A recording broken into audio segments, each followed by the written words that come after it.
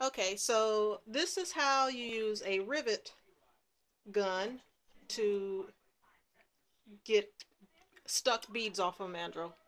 So this is the rivet gun. And what you do is it comes with different attachments for the different sizes of the rivets, but they work great for mandrels. What you do is disconnect that. You make sure you have the right size attachment that your mandrel will fit through. I have a mandrel here that has had these beads have been stuck on here for a couple of years, but I don't really make a lot of beads, so it's not that big a deal. I hate cleaning beads.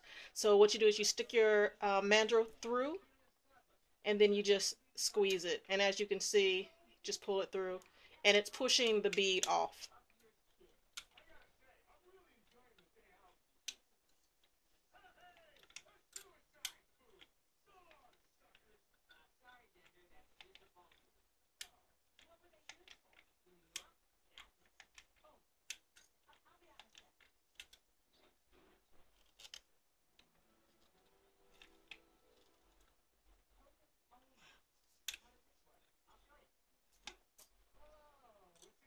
And they are now off.